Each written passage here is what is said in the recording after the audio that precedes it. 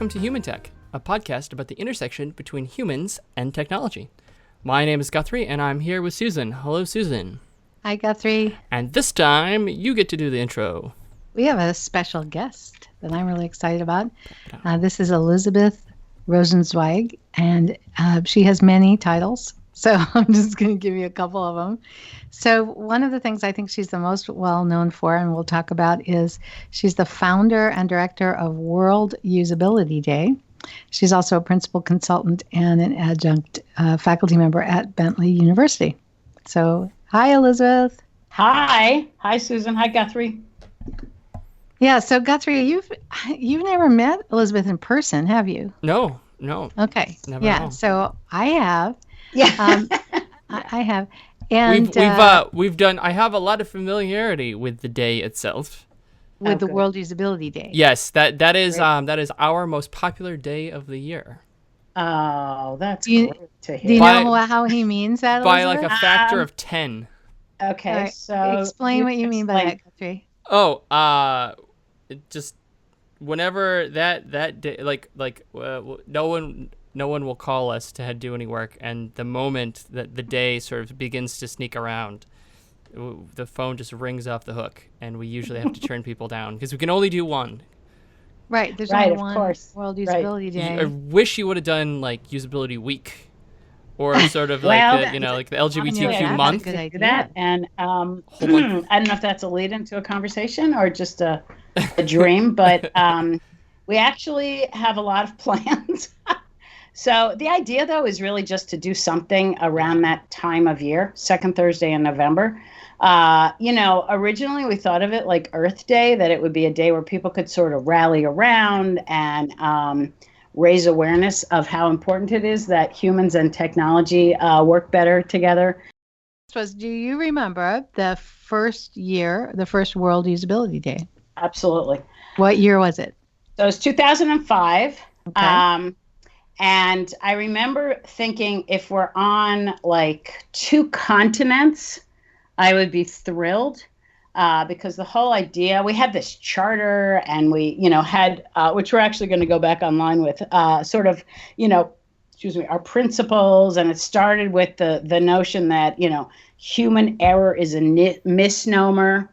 We were basically wanting to start a usability revolution, get everyone aware of how technology needs to work for us and demand that it's usable and accessible. And the first year was fun because we did get like a couple events in Europe and a bunch of events in the United States. Particularly, I remember because I was at the Museum of Science in Boston, and there we set up exhibits in the museum that demonstrated usability issues. Like, for example, one of them was called a sock sort. And, a lot of it was school groups walking through during the work day. Mm-hmm. So the kids, we'd ask the kids to sort the socks, little tongue twister there, sort the socks into, whatever categories they thought made the most sense. And then you'd stand there and watch, and you'd see sometimes it would be size, and sometimes it would be length of the sock, and sometimes it would be color. And then you could see parents and teachers in the background sort of looking at that like, oh, right. People think about things differently, I mean, some of them already knew that. But my favorite activity that we had in the museum that year, and then this one ended up at like the St. Louis Museum of Science the following year, and then like in a couple of malls in Brazil, where they had this, I know, isn't that crazy? They had this, it was called Alarm Clock Alley, and there was like two people racing to set time on two of the same alarm clocks. And that was terrific because that would be the one where people would, in the background, would stand around and go, oh, thank goodness, I thought it was me. I thought I was the only one having this problem. Yeah. And that was the intent. The intent was to show people that, you don't have to feel stupid by technology. And if you do, you don't have to put up with it and blame yourself. It just irritated me that people would just assume they were stupid if they couldn't figure out a piece of technology. So So an interesting thing happened, right? Because that was 2005. And then we really, by 2008, we were on every continent. It was like 220 events. And, we were doing like passing pieces of research around the world. And like, it was pretty exciting. And then, the technology bubble burst with the crash in 2008, 2009. And by 2010, I pretty much thought, well, that was a good run. It did at least help people become aware. And honestly, between you and I just thought it would die. And then it seemed like it took on a grassroots, life of its own, where people would write me an email and say, well, what's the theme? You haven't thought of the theme, and I was like, I thought they were like, come on, let's go. No. So it got revived. And especially when I went to work at Bentley around that time, where I had lots of design and research associates working for me. And so, we would worked on the website and reached out. And then we started getting back our themes and sort of really just building it so that it was more about people doing different events, but that it was being connected on a larger theme. So after the elections, the last general election in the United States, we decided, and then I had more people advising me, and it wasn't sort of just me. We tried to think about relevant themes, things that were happening in the world. So I think it was 2017, we decided to go with inclusiveness. Yes, that's what it was. And that was great because then we could connect universal design. And then it started to actually, in 2017 was a different world than 2005. And talking about universal design and accessibility and also using those as use cases somehow brought it home. Maybe it was where the world was starting to be at. And so I remember in 2017, there was an event in Saudi Arabia all about inclusivity and universal design, which was just amazing, and it was like a sort of a teaching, sharing kind of a thing. And then last year we decided, because of, we tried to tune into current events too. And I think it was several things, but particularly that missile launch scare in Hawaii, where we realized, design can go for good or evil. Well, you know about that, Susan, also with like neuroscience and all that. But and so we made the theme design for good or evil. And then, it's interesting, like different parts of the world interpret the theme different. So like just to go back for a second to inclusivity, like in Los Angeles, they were just all about LGBT. Like to them, that was universal design, right? But, in Saudi Arabia, when I'm talking about universal design, they're talking about like accessibility, like, JAWS readers for, blind people and, ramps for wheelchairs, so it's like different places are interpreting the theme sort of, for their own way. So, and that happened with design for good or evil. And so this year, we're doing design for the future that we want. And we're connecting also because of some other projects I'm doing. We're connecting to the United Nations. They have sustainable goals that they have been working on since 2015, and they're sustainable goals for 2030, and they're all connected to, basically all about making the world work better, but some of it is more, water quality, some of it is infrastructure, some of it's technology, and so we're looking in this lens of design for the future that we want. We're looking at how we can connect to things bigger than ourselves, and then see how, different local areas interpret that and, sort of on the ground, how we can make an impact. So we're shifting. It's becoming very relevant. I think what's also fun is there is a wave of activism now. So that notion that we had in 2005 of a usability revolution actually is a little more relevant at this point in time. So we'll see where it goes. But yes. I could go on more about that, but I don't know. Well, what's we should give people the day. So what's the date of World Usability Day 2019? Yes, November 14th, and it's always the second Thursday in November. So this year we have a goal. I've revived a goal that I had in the beginning, and that is the United Nations has a calendar of events. And if you look at it, it's interesting because like Earth Day was our model, but the calendar of the United Nations before and after Earth Day have, I believe, one of them is World Creativity and Innovation Day, and one of them is Intellectual Property Day, and there's another one, Book and Copy Day, which isn't the same as IP. But anyway, so there's room for us on that calendar. And so that's one of the reasons we're looking to connect these projects, to find projects on the ground that connect to the United Nations so that we can reach that goal. That'd be interesting. Yeah. Yes, see how that goes. But second Thursday of November every year. Now, is there a website where people can go and find out what Yes. World Usability Day events might be occurring near them? Yes, and or they could sign up to run one. Worldusabilityday.org. So I don't know if I should spell it. World Usability. Yeah. I'll put it in the notes. Okay. Worldusabilityday.org. Yep. And so just, because some of the people listening, I'm sure, are familiar with it, but others might not be. And you kind of mentioned this, but I just want to clarify. This is not like the organization puts on specific events. This is people all over the place organize their own events.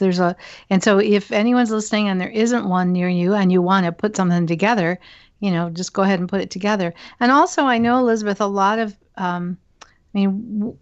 Guthrie, I think some of the requests we get to speak are at private organizations, companies and so on, that are having their own World Usability Day in-house, like it's not open to the public.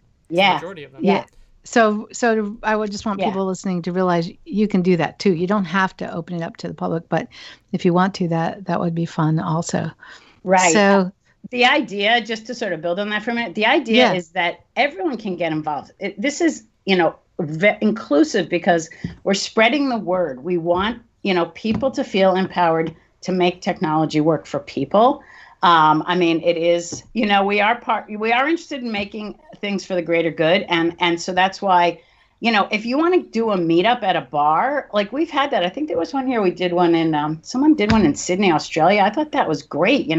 Let's see the pictures, just talk about it for a few minutes, get together. And, it's like there isn't a specific thing that it has to be. Yeah. It doesn't have to be a conference, doesn't have to be a talk, doesn't have to be all day. You can just do whatever you want to do to acknowledge and celebrate the day where we all think about things being usable.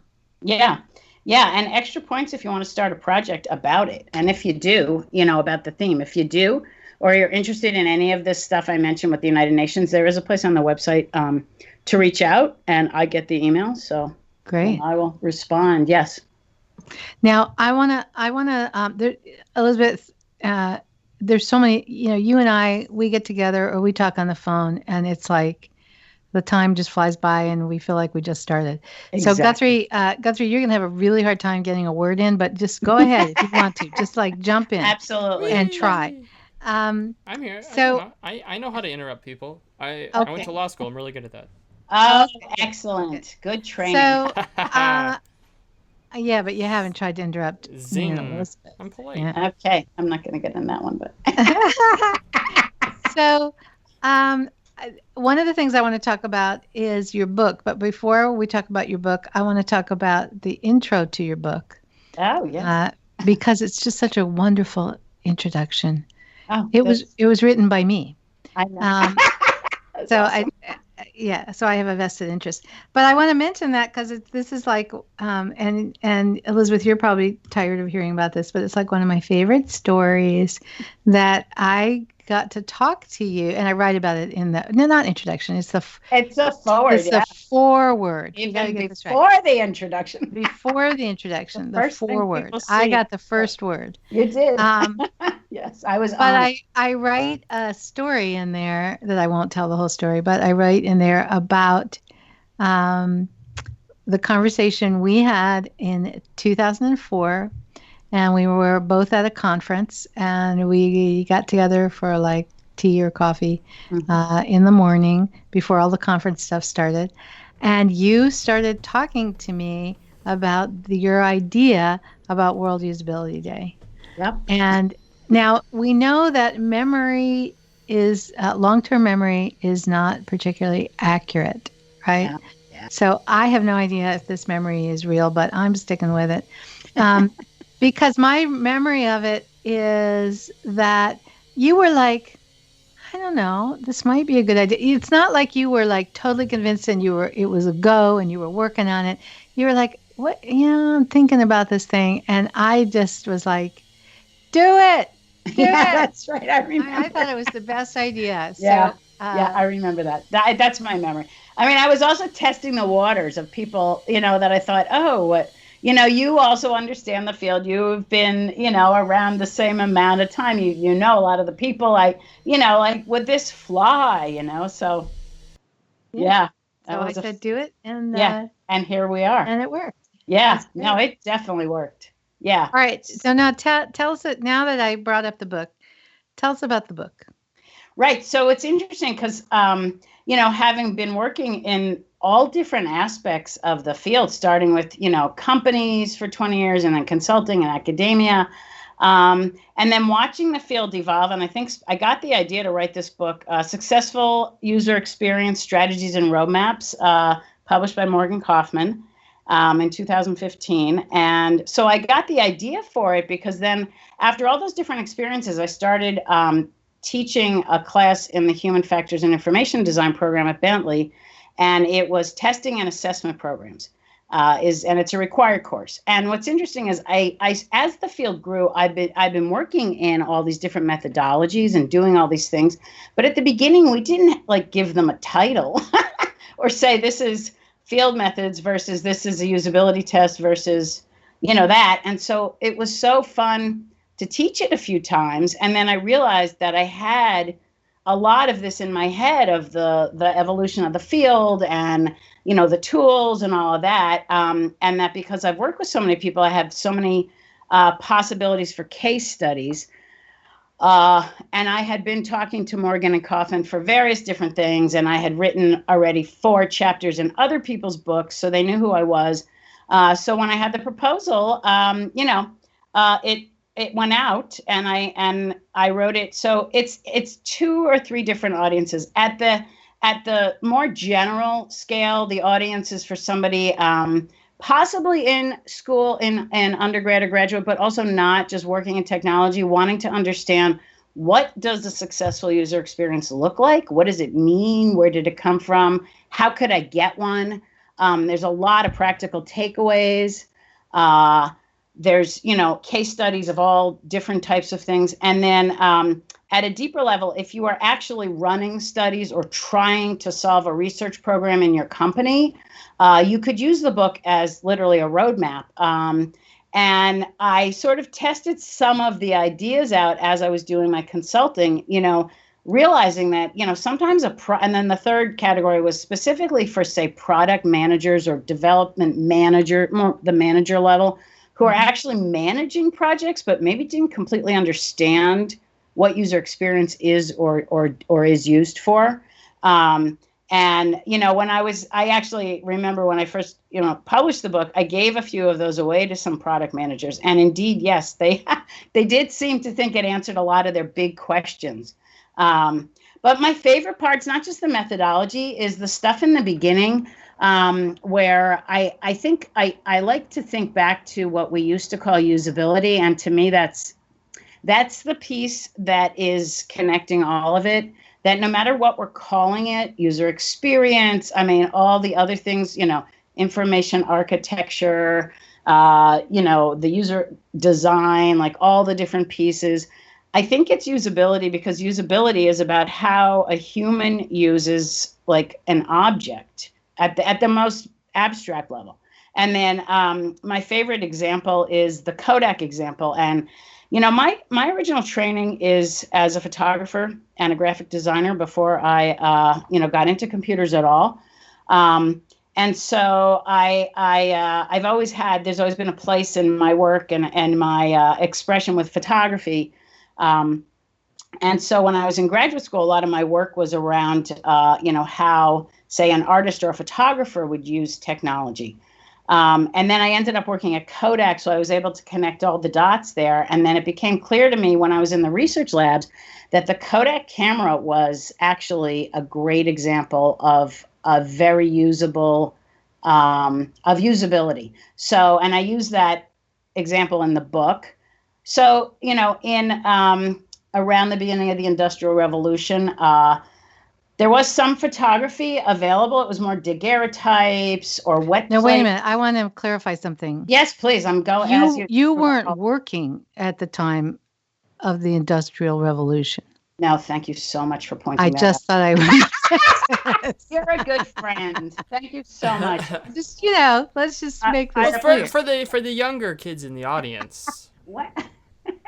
When was the Industrial Revolution? What was it? What was it like riding around in steam cars? Yes, tell us, hot. Elizabeth. Hot and sweaty. Mm. I mean, then no air conditioning, you know. So No. it was a challenge. It was a challenge. But here's keep going. I didn't mean to interrupt you. No. This is great because you know we said before we started the odds of sort of wandering off into different topics are great. Like this is part of it. Like there's a lot of ideas always sort of percolating around. So, but the thing with photography at the end, let's just go like 1880.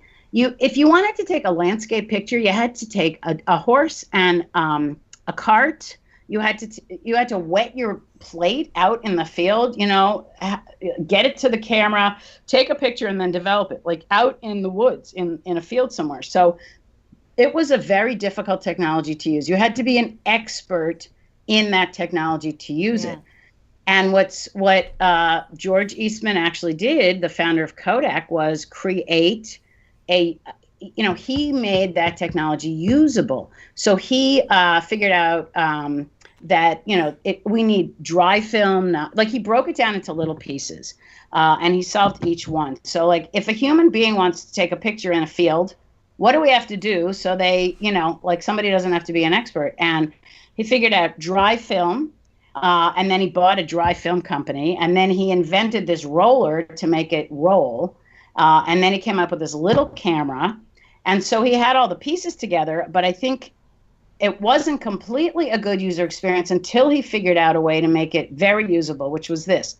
So he had a camera in 1888, the first Kodak camera had, basically it was a one button, you push the button, we do the rest. All you had to do was look through the rangefinder, literally push the shutter and wind it. And it came, the first one was $25, but by 1890, he was starting to sell the smaller ones for around $1. So most people could actually get a camera. And he sold it with 100, you know, loaded with a roll of film with 100 pictures. And the business proposition was that you bought it, you shot 100 pictures, you mailed it back to him. He developed. Camera? Yeah, it wasn't. So this was a disposable camera way back then? No, because then he reloaded it. He and sent it back.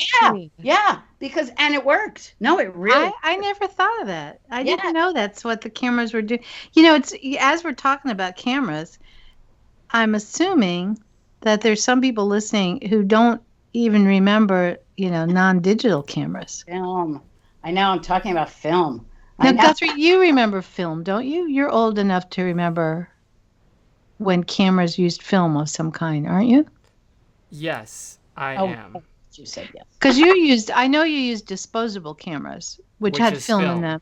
And then you'd send in the whole camera with the film, and your pictures would literally come back, so it was not digital. But I bet there's some people, do you think that, Guthrie, all right, Elizabeth or Guthrie, when did the digital picture thing start? Around what year was that? So, basically, I happen to know that in 2007, the Art Institute of Chicago school, the big art school in Chicago, they shuttered. Did you like that? Yes, that was a with the D or the T. Yeah, like the camera shuttered. Oh, I heard that. Yeah, it was good. It was like both, though. Right? Yeah. They shuttered their film department in 2007. Yeah. So, so probably 2003, 2004 was really when people mostly started switching to digital cameras. And then by 2007, it was to the point where it was so rare to use an actual film camera that even in art school, even with the whole thing of the Ansel Adams and all the history of physical film, the chemicals became too hard to get and became too expensive, and they were like, why not just switch to? So we might have a few people listening who, if they didn't start taking pictures till like they were 10. Yeah, right. So if you were 10 in 2007, right, that would make you like 21 today. Yeah. Yeah, I have a son who fits exactly that. And what's funny is I watch. So my oldest is 30, and he used film for a very long time. But my youngest son, Danny, who's 21, doesn't ever remember you. In fact, what I remember is him finding my camera with film and then pulling the film out. Because he wondered, what the heck is this? And he said, what is this? And I'm like, okay, that's it. I'm done.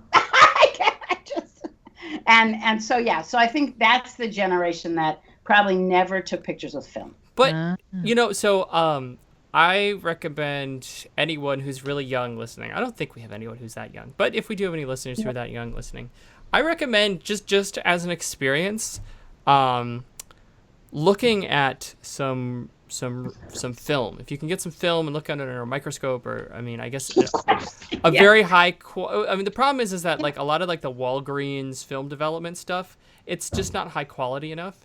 But if you can actually look at a high quality print, and look at the pixels that were there, because it's very different, right? Like today's cameras, that's all based on the pixel system. This idea that you have a square that is a certain color. And just to look at the older film, it's just it's very, very different. So that and listening to a vinyl record, but that's never been converted into digital. So a lot of times you get, you can play a record, and the record can output in analog from the record player. But then when it goes into your receiver, unless you have a more expensive receiver that has a analog only processing to send it to the speakers, it's getting converted to a digital signal anyways. So so I encourage anyone who's really young, if you've never experienced sort of these forms of art in the analog way, where it hasn't been digitized at all, it's really quite interesting. And I got to ask you, Guthrie, why is it interesting, and why do you think that's important? Speaking as someone who actually is old enough to have spent a lot of time listening to analog, LPs. It is, and a lot of time taking and looking at photos that are not digital. It is a new experience. You've never seen a picture like it, and you've never heard a sound like it. So it's subtle, but it's definitely like, whoa, like different. That's cool. Yeah. Yeah, I could jump in because I actually get both sides of this. Because the thing is it's a different kind of experience. So like even if you look at a picture, a silver halide print picture in a computer, I think the textures, the richness, even of black and white, the different levels of shades of gray, it's very rich, which digital can sort of do, but it's the quality of the light is different. It looks different, and I think that is similar to sound. My ear isn't trained well enough to know when I'm listening to analog versus digital. A lot of times I can tell, but my eye, I can tell when I'm looking at a photograph. So I do see it. Yeah. The reality is that digital, the long-term bet is digital. So we will get, it's really hard because, we've been comparing, I remember, a couple of years ago, people would say, and there's nothing like analog film, because it's a higher quality, this thing, that thing. And that's not true, because there's only been digital film for, 15, 20 years. In 20 years, the quality of the sensors are going to be just below, because eventually, with chemical film, there is a resolution to it. It's an amazing high resolution, but eventually, you get blobs of chemicals on a sheet. Like eventually you do run out of resolution, and small itsy bitsy micro LED pixels will eclipse it eventually. But in those imperfections, there is there's just a tone, there's a feel. I know people who have kind of listened to a record for the first time on like good speakers actually doing only analog, and it doesn't sound better, but there's a different feel to it. It's like a richer, fuller sound, but that doesn't mean it's better or higher quality. It's just different. Different. Right. Different. Yeah. I guess that's a good way of putting it. Right. So. Wow. I don't think I ever thought about these two things that way. But it's as technology moves forward, you always lose something. Yeah, and hopefully eventually you gain, but that's not always clear. But people said the same thing when other kind of forms of art, sort of it's very. If you go to art school, which you didn't, which I did, but I did for a little while. Yeah. I'm sure back in the day, everyone's making stuff with pottery and painting and all the physical mediums, and now that's still around. But the real geniuses are making electronic experiences. They're making. I bet we hear from some painters or sculptors that don't agree with that. Well, you know it as well as I do that having a physical experience is very different. The haptic feedback of being in a physical place. That's definitely true. So it's not to say it's going to go away, but it's like an evolution, because like photography was like that when it first came, because painters were kind of angry. Even though it took so long, for the donkey and the cart. There's noise outside my window all of a sudden. So if you guys hear it, let me know. No, don't. No, it's fine. I live in the city. It's really hot here. I got the windows open. There's leaf blowers and sirens. Yeah, that's what's going on. Yeah. Okay. Leaf blowers, occasionally the sirens, but not so much.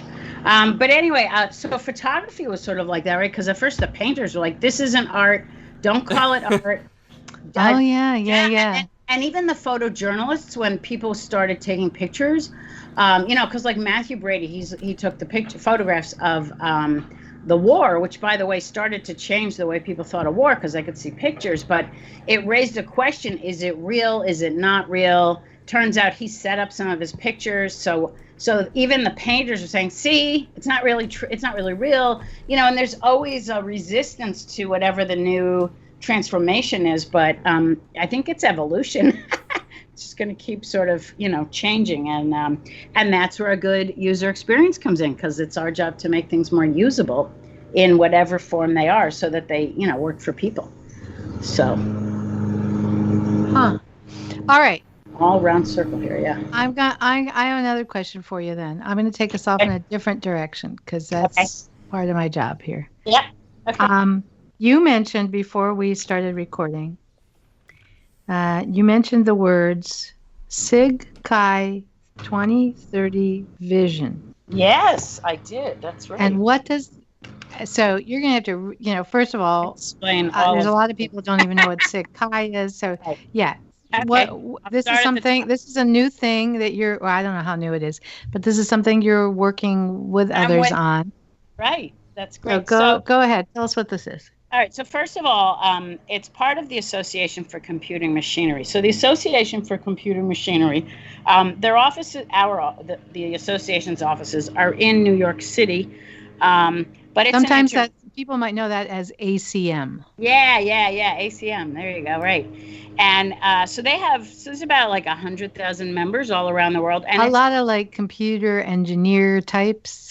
Exactly. Yes, in all different variations of what we do, so some of it is like there's one SIG Chi, which is a special interest group for computer human interaction, but there's also SIGGRAPH, which is all about it's basically computer graphics, but it's animation. There's SIG AI or SIG Art about artificial intelligence, SIG Ed about education, it goes on and on. Excuse me, but it's all computing related.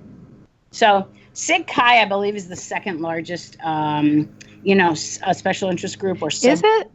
SIGGRAPH, I think, is the first. Wow. Now that must have grown a lot then. That wasn't always true, right? That's correct. Yes. And well, ACM's been around. I don't even know how long that goes back. And the special interest group, Computer Human Interaction, SIG-Chi has been around a long time, right? Yeah, How so long? like mid 80s, like 85 or 86. Yeah. 1985. We're not talking about Industrial Revolution anymore. Yeah. No. I wasn't alive. Uh-huh. I was not there. So 1785? No, that was 1985. the era of Hamilton, which is a whole other thing. Newly popular star. But anyway, so SIG-Chi has an annual conference called Chi, which is Computer Human Interaction. And Chi, this year it was almost 4,000 people. Was it really? Wait. Can I ask a question? Absolutely. Why is it pronounced the way it's pronounced? Chi, you mean, instead of chai or chi? It's just, I don't know. Because I live in Chicago, right? So we always say like we say Chi-town, you know. Right. Chicago. But to me, there's people who use almost those letters, and it's a Hebrew word, and it's called chai, and it means life. So, but it's pronounced Chi because it is it's a hard ch with the computer and the human as like, you know, the cut like as a hard letter, which is interesting. So Chi has been growing at a big rate, and the conference is having a little trouble finding venues. And then there's also like this year, I don't want to be quoted on this, so I won't say the exact number, but there was an enormous amount of papers. Like there was 4 or 5 tracks a day.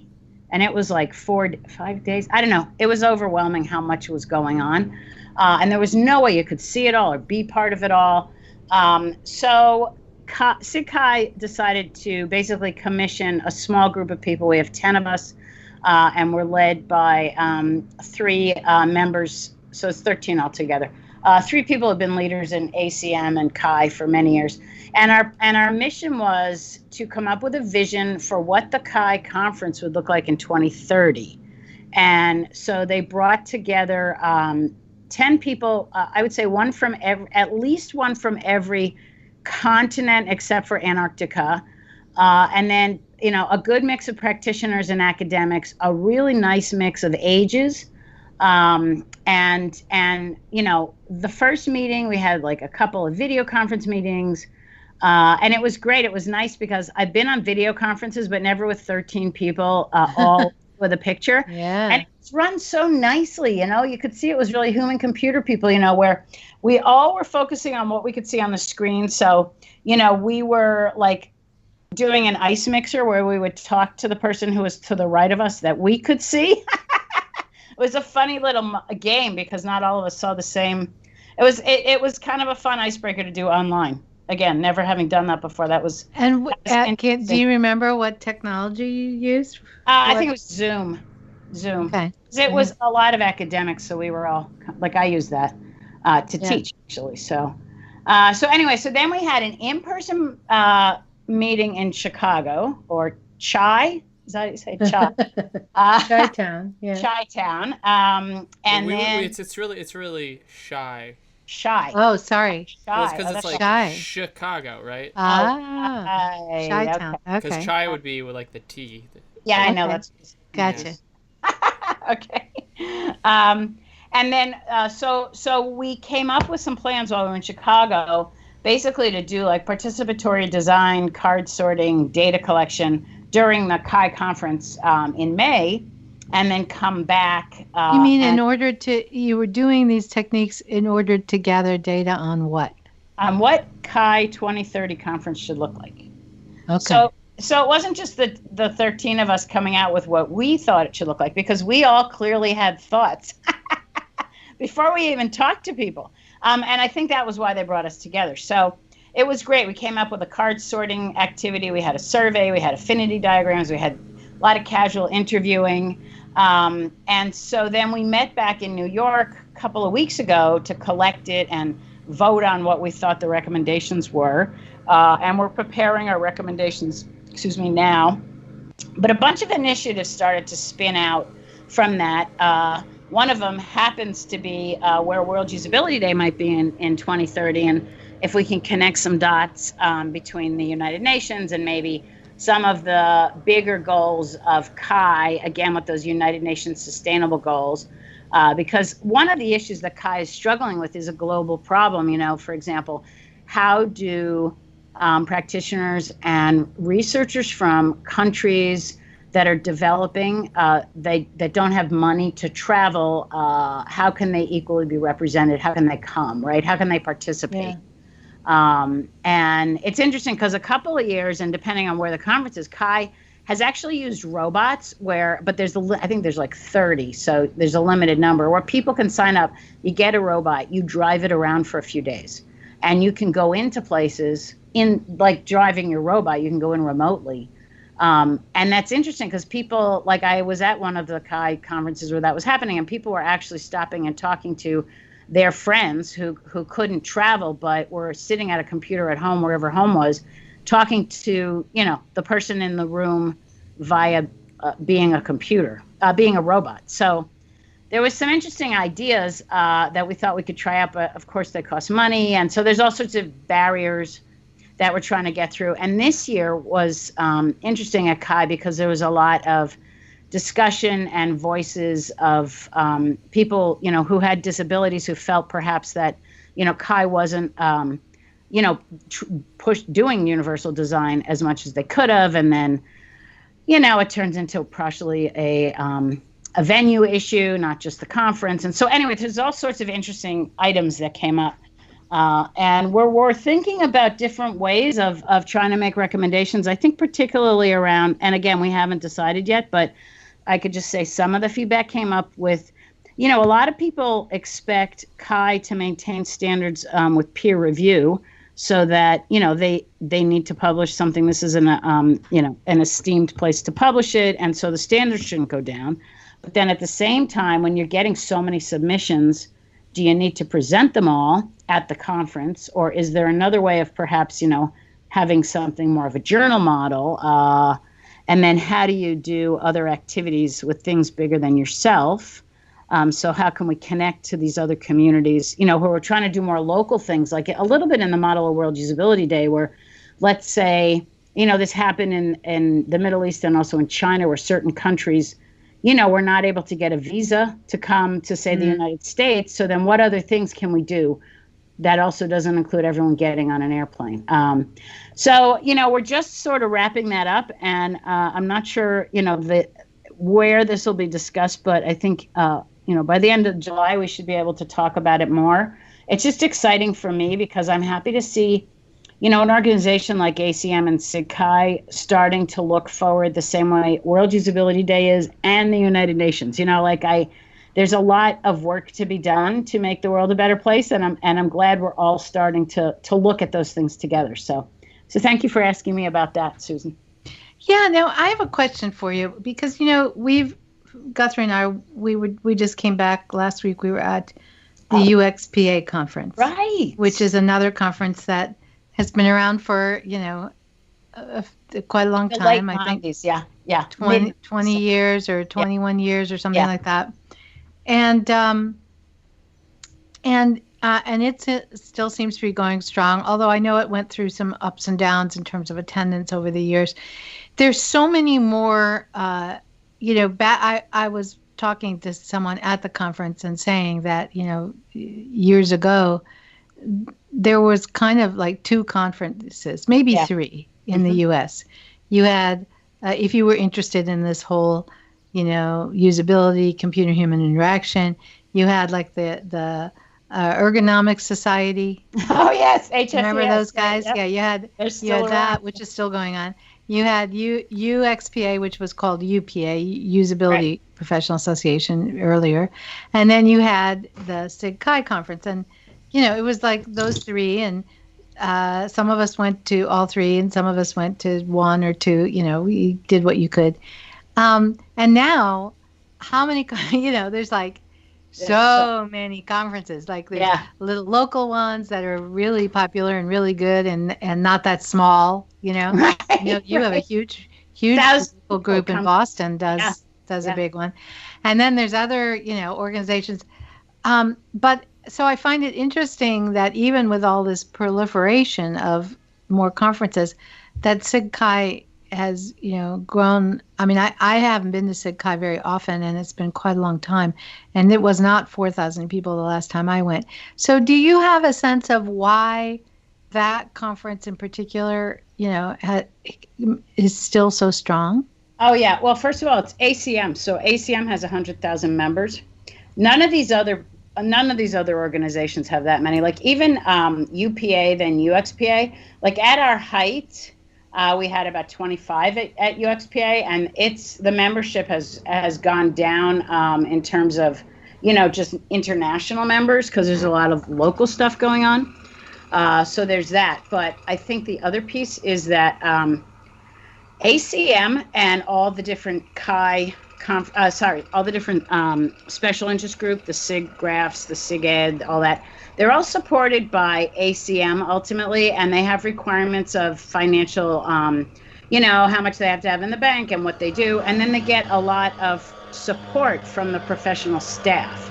So I just know, having done so much work with volunteers, that if you have a professional staff who can do some of the heavy lifting with some of the projects, or managing the meetings, or some of that stuff, that it really streamlines it. So ACM has a relationship with they're having the reason that our group, the Chi 2030 task force, was in Chicago was because ACM had a room block. They were doing a big, some other meeting, some other conference, and so they could just fit us in, and it was more effective financially. So I think having this large organization behind you, like ACM, having a staff, all of those things, there's a lot to be said for sustaining organizations that way. And that I think if it's built solely on people's volunteer work, it's harder to sustain. And then I think some of the other conferences, because it's interesting, going into the 2030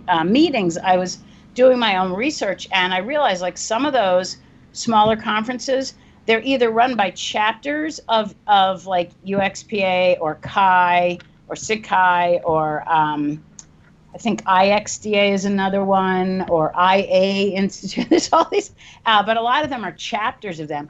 Or the other kinds of conferences are the ones that consultant groups run. And those are a different model altogether. Yeah, the for-profit companies that are putting on conferences. Yeah. That's been a lot of the new ones too that that have cropped up. Right. Yeah.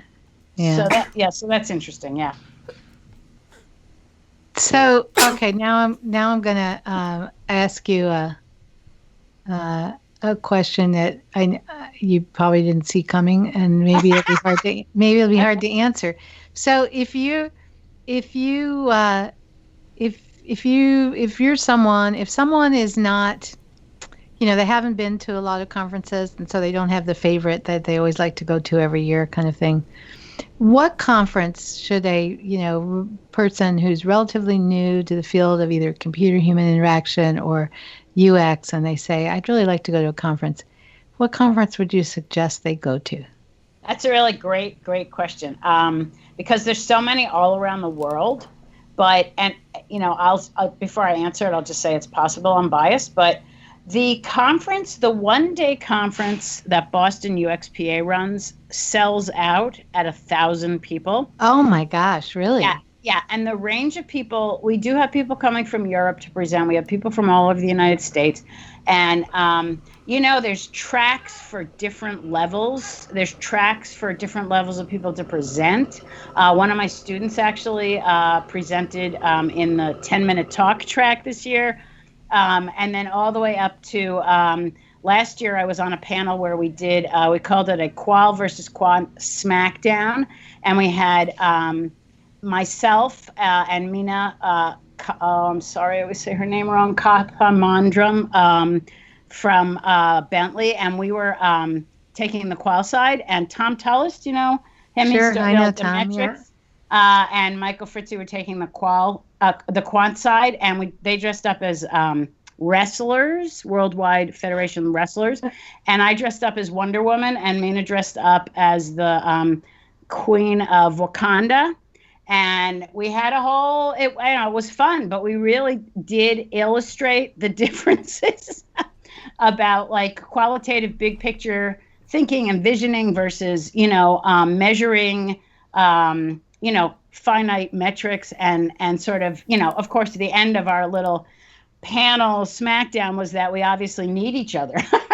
But like that was a great introduction if you had no idea what qual versus quant was about. Whereas if you did, you could understand the subtleties. So there's a lot of examples like that in that Boston UXPA conference where you could get a touch of whatever, and it's a one-day thing. And then after that, I feel like it's so specific to, what's your budget? Where are you living, or where can you get to now? In terms of like what's a good fit. Do you think many people will be listening to hear from not in the United States? Because there's stuff. Yeah, we do. We get people from in our listening pool. I know we were thrilled once when we were at a conference reception in Sweden, and someone from Sweden said, "I love your podcast," and we were like, "Yay!" So there's some really good ones. I know some really good conferences in different parts of the world. Or do you have some favorites that are not U.S.? Yeah, one that just happened I didn't get to go to, but lots of people that I know. Mina was presenting. Tomer Sharon is another person that I've known for a long time. He was presenting. My friend and manager, Bill Albert, was presenting, and it was UX London. And it seemed like I knew people coming in from Asia for it, and it just seemed so interesting. And I know they do that every year. And so that's one. India also has UX India, which is another one. And then I can't remember. There's a few in China that are kind of interesting also. User friendly. That's another one. Oh, and now there's UX Hong Kong. So there's a lot of these littler ones that are either a combination. Some of them like I'd say even UXPA Boston, there are corporate sponsors, so there are some consulting companies that also take a part. But those like the ones that I just mentioned, those are pretty good because you can get a range. I mean, I, as an experienced person, often, I don't mean to sound snobby, but sometimes it's hard for me to find something new to learn or something I could build on. So that's what I always look for, and that is why I go back to Kai, just because there's always something I have no idea. Sometimes it's like I don't know, some of the virtual reality stuff and all of that is wonderful. It's not something I spend a lot of time looking at, but there is new stuff there. So, but I think geographically, the ones that I mentioned are all pretty great. Thanks for doing that. You're welcome. All right. So I think we've probably, as usual, run out of time. Oh, yeah. Yeah, we do that. So let's just let people know if they want to. Is it okay if they want to get in touch with you about something? Oh, yes. How would they find you? What's the best way to find you? So, you can just send me email at Bentley. Do you want me to just say my email address? Yeah, please. Happy to do that. So it's E Rosenzweig, and you might say, how do you spell that? So EROSENZWEIG at bentley.edu. And Bentley is BENTLEY.edu. E Rosenzweig at bentley.edu. Great. I'm happy Elizabeth.